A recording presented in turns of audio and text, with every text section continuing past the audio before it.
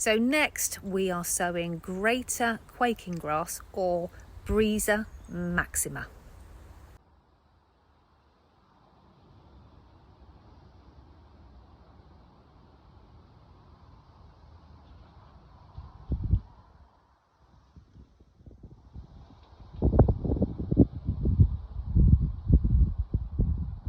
Next, I think it's got to be some twinkly stems of Briza maxima.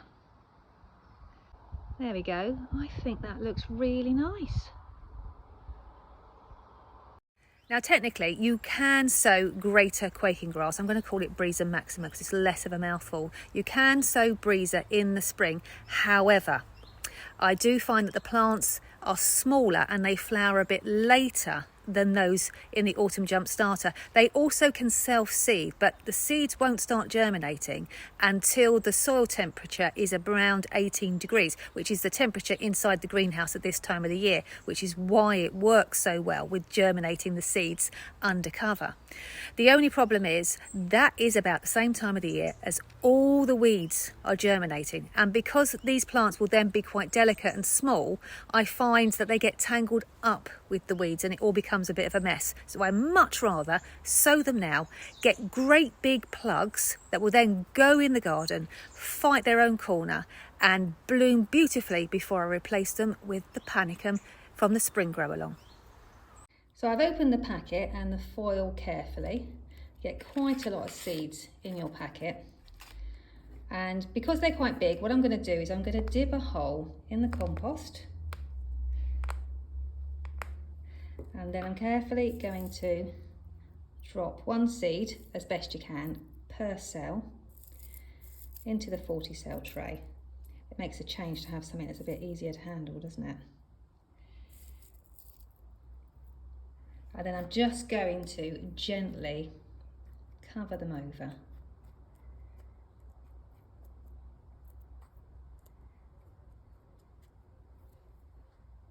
There we go. Don't forget your label. Let's pop that in the seed tray. Place the tray up on a bright shelf in the greenhouse. No need for a propagator lid. It is naturally warm and humid enough in here.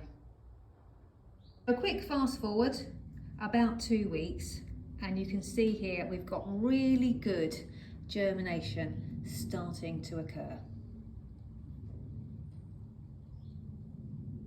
I'm just carefully taking out my Briza maxima by making sure that I squeeze from underneath, because it's got quite a delicate root system, so you don't want to rip them. Because they're a grass, I am actually going to add a bit of grit to their compost. I haven't really bothered that much with the others, and it doesn't matter if you don't have it, but it will just help with the drainage. I've got one here. Can you see we've got 2 seeds that are germinated in the same cell? They've done actually quite well, but I am going to separate them now. Now, as I said before, you can just get a pair of scissors and snip this one away if you're nervous, but if you're anything like me, 2 plants is better than 1. So I'm just going to very gently tease it apart, making sure that I keep equal amounts of compost around the roots of both plants. There we go. And I'm going to now give them a cell of their own each. Now, Briza you need to be careful with, because if you mother it too much, it can get something called cold shock when we go to plant it in the spring.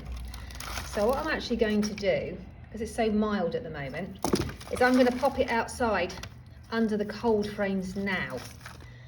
So by the time we come to planting out time, it should barely notice the difference in temperature. I'll reassess the situation if we get a very cold spell, and I possibly might bring them in,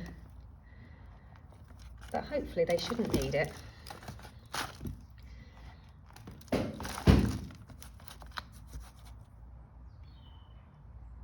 That can suffer with cold shock if we don't give it a long enough hardening off period, which is why I've downgraded its hardiness ratings. I find if you give it a long, gentle hardening off process, it's much less risk of cold shock. If we put it out in the garden and we suddenly get a very cold spell, then I recommend that we cover it over with horticultural fleece. I find that does do the trick.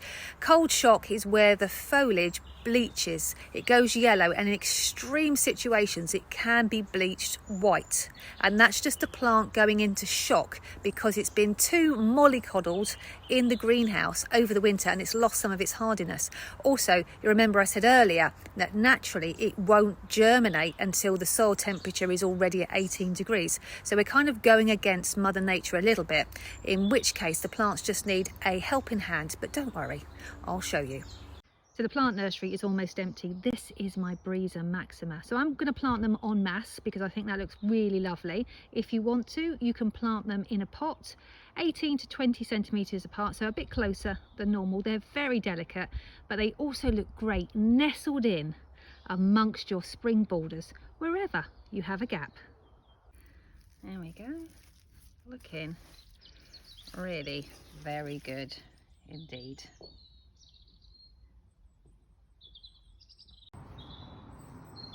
Oh, here's the Briza. Look at that. That was worth it, wasn't it, putting the tea down?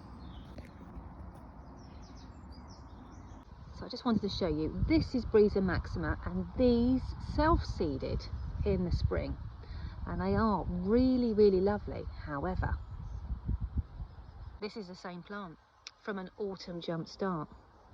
What a difference. Look at it.